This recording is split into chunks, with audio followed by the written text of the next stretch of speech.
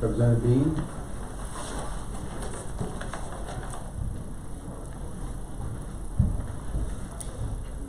Well, I guess I did that.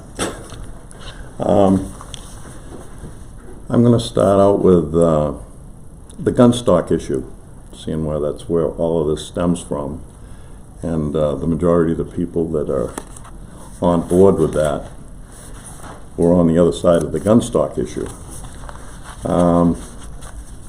Contrary to what he just said, I take my oath very seriously. My oath was to represent the people.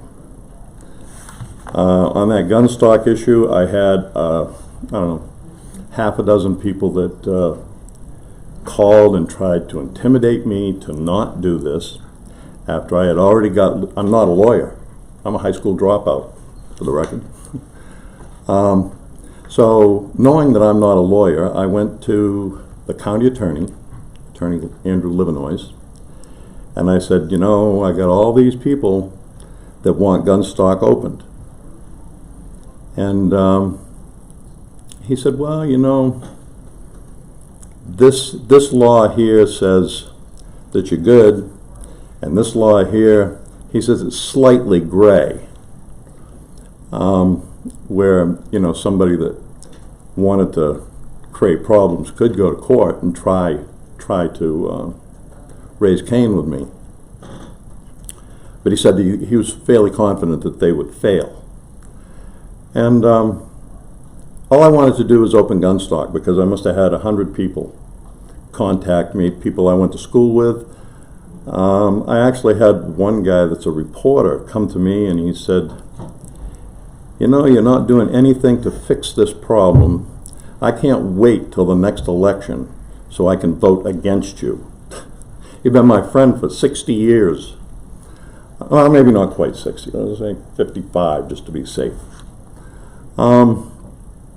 You know, I don't know what this new evidence was that was passed out here. Obviously, I didn't get it.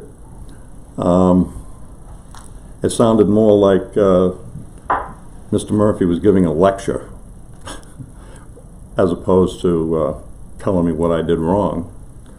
You know, when I get legal advice from the county attorney, and then I went to my attorney, that I have a business and I have him as an attorney. I went to him on my own dime, because if I screwed up, I didn't want the county paying for my screw up. So I went to my attorney, and it turned out that he was also the attorney for the county. I guess I kind of knew that before. There's a difference between the county attorney and the attorney for the county. Go figure.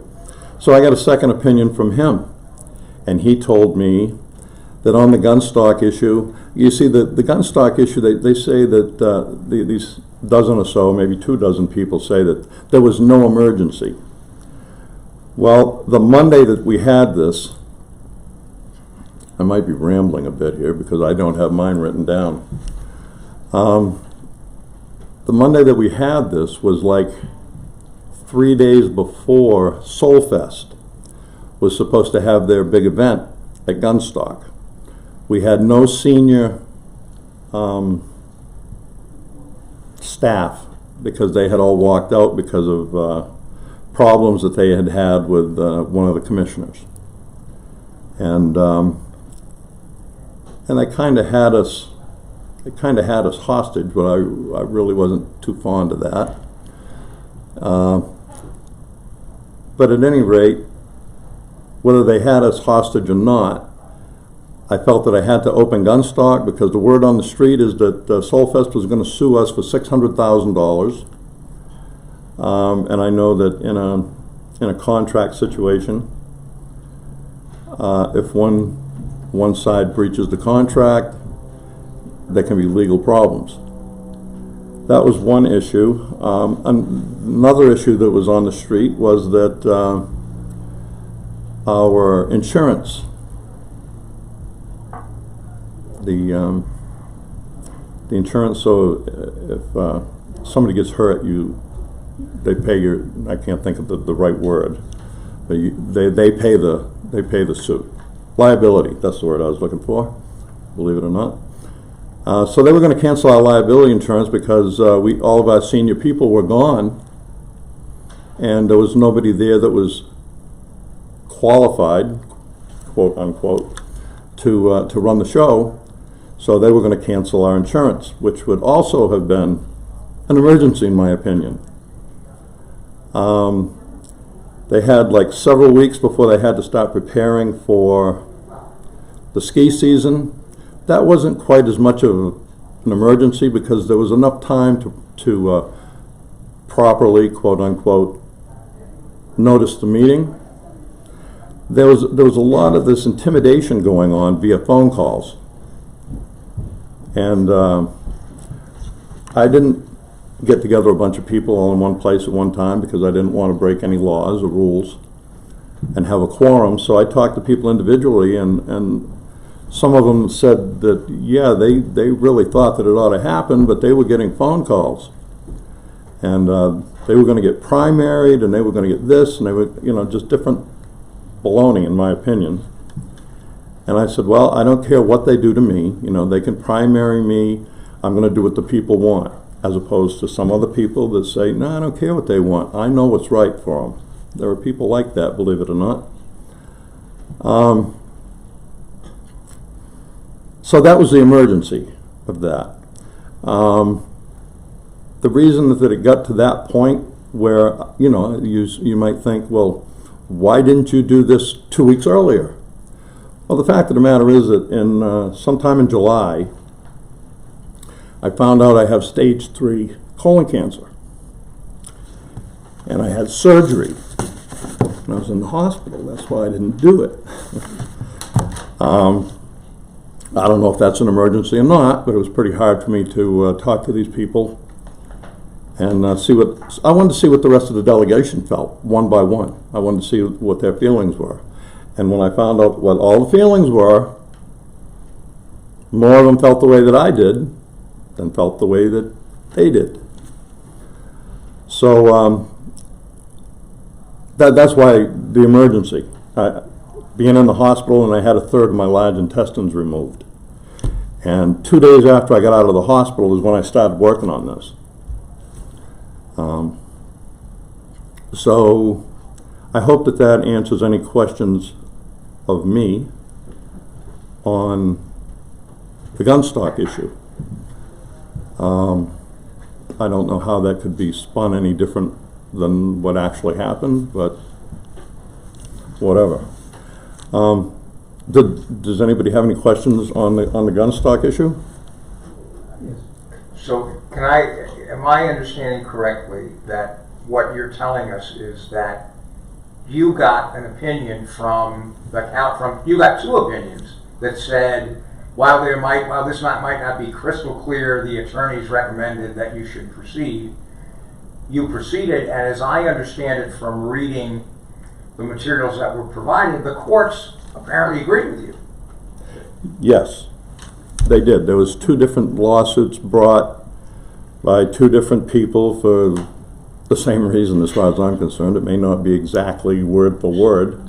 So we have a situation where you got legal advice from 2 attorneys. You proceeded in accordance with that advice. The people who disagreed went to court and they lost, and now they are asking this committee to take some personal action against you. Yes. I have to say that strikes me as outrageous. I agree, for whatever that may be. I brought some documents that I'm sure that Mr. Murphy and his friends all have copies of that I will pass out. Some of them are do you just want me to pass them from one side? Just give them to the clerk, our attorney, excuse me. The reason that I had my attorney, Fitzgerald, thank you. I don't know if it's the age or the intenseness of this. But I had him write the letter to you because he's far more articulate than I am. And not only that, he knew exactly what happened and when it happened because it was him that I was talking to. I did get advice from others like Mr. Murphy. This is wrong, this is bad, don't do it, and on and on and on and on. But I also know that he's not an attorney either. So that's why I went to two attorneys, the county attorney and the attorney for the county. And they both agreed that Mr. Murphy was wrong, and obviously the judge thought that these guys were wrong too. Twice. And I think that gets to my question, because in a similar line, looking at it and saying, well, you got opinions from attorneys, your own attorney, but from the county attorney in particular, who, as I read what he had to say, but basically he says, you know, it appears to be ambiguous, but it appears that you could rationally do what you were doing. The question is, when had you already had somebody come to you and say, you can't do that because you're not following 91A?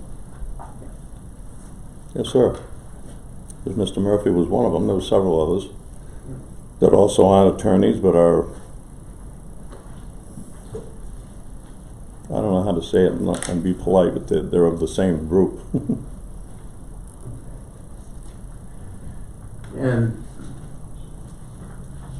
And I guess what I'd like to have you do is just finish up with regard to the second part of that, and that is the allegations with regard to the subcommittee meetings and your participation in them. Okay, so when we were getting ready for the subcommittee budget committee, I not realizing that it wasn't my duty, because I'm not as up to snuff on this as he seems to think I ought to be. I went to the county administrator, Deb Shackett, who is right here, by the way, that would like to also say some things. I don't know if I should ask her or if you're going to ask her. We're not going to ask her. Well, at any rate, so you're not going to hear from her at all? No. Okay, so maybe I can reiterate what happened.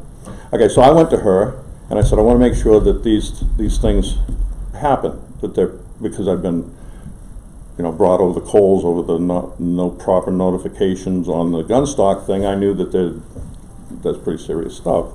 So I went to her and I said, you're going to make sure that happens. She said that she would definitely do that. She's been doing that for 15 years or thereabouts.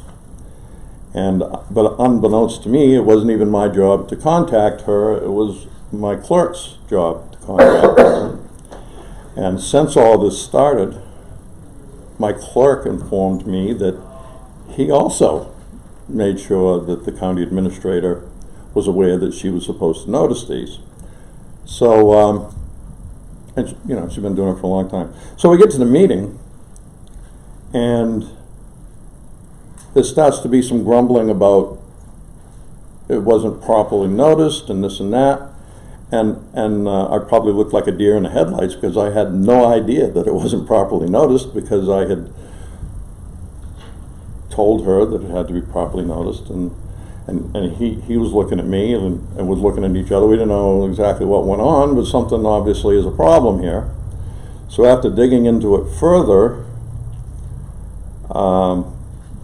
county administrator said that she did in fact drop the ball on this. Whether that's proper lingo or not, I don't know, but she was supposed to do this on like a Friday afternoon. She was supposed to put the notifications out to some of her underlings were supposed to be doing it, and she was going to check on them.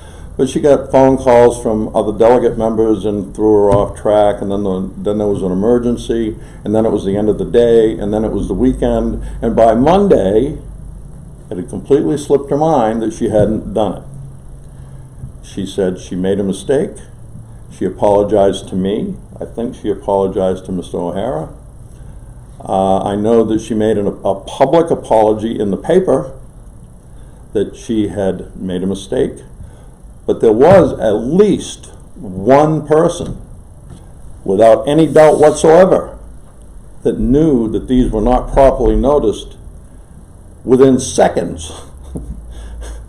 Probably not seconds, maybe just minutes, of when it didn't happen, knew about it, but rather than come to the chair, the vice chair, or the clerk, or even to Ms. Shackett, they chose to keep this a big secret so that they could have a big unveiling of the fact that we screwed up at the meeting, which they did.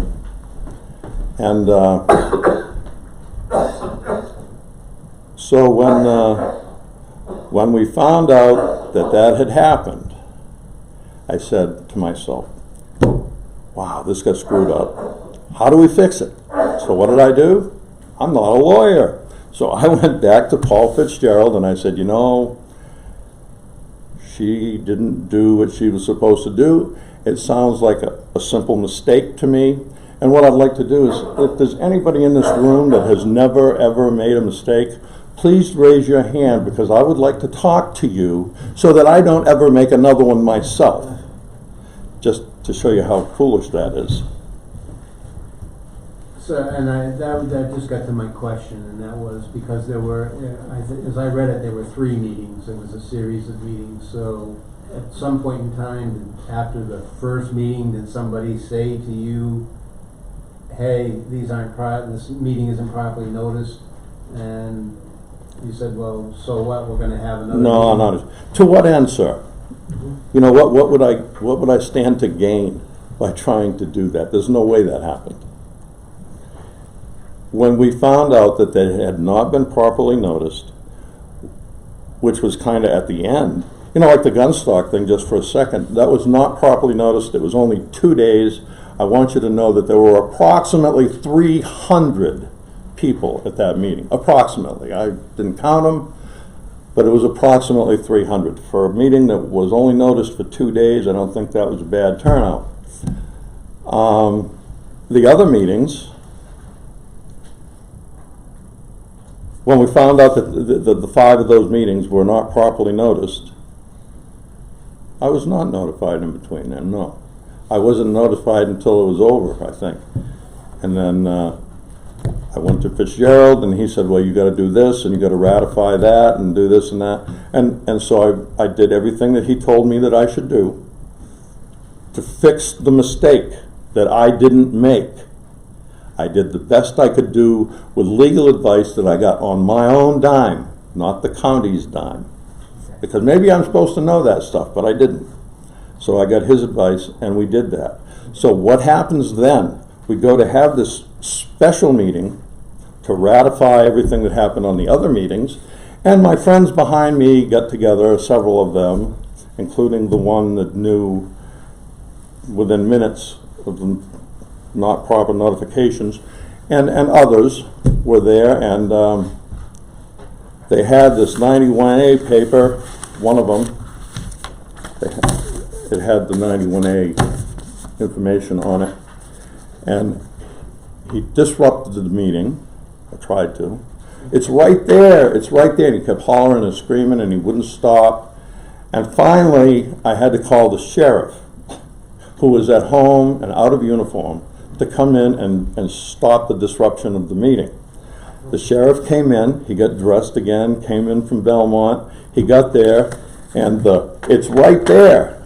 The guy was pointing, it's right there. The sheriff says, yeah, it's right there, that's what it says. You cannot do what you're doing. And he left. Thank you. Are there any other questions? I don't know, I'm sorry that I was rambling. But this is what happened. I didn't have to write this down, this is what happened. Any other questions? Yes. So when did you become chair of the delegation? Well, I never wanted to be the chair of the delegation. If you'd asked me a year ago, I'd have said there's never happening. When I called that special meeting for Gunstock, So you called the special meeting because it was an emergency? And you Emergency did that meeting. with the consent of a majority of the delegation? that's right, ma'am. And you secured the majority of the delegation? Yes, ma'am. And when I got to the meeting, the special meeting, I thought that the chair was going to run the meeting, he's the chairman. I called a special meeting. I assumed the chair was going to run the meeting. They said, well, he's not here. He's not running the meeting. So I said, well, the vice chair, he's got to be around here somewhere. And they said, no, the vice chair isn't either. I said, well, who runs the meeting then? They said, who called the special meeting? I said, well, I did. They said, well, you're running the meeting. I said, oh my God. I was terrified. I'm not a public speaker. I'm starting to get used to it a little bit, but I had to run the meeting at that point. Shortly after that, they elected the other chair, who was, in my opinion, the good chair, resigned unexpectedly, and I wound up again being put in the chair's position, and I wasn't quite prepared for it again, because I thought it was. You were acting chair? I was yeah. I wound up being acting chair until I was elected, and then I was. Oh, so you were elected? Then and then this term I was re-elected as chair. Thank you. Any questions? Thank you, Representative.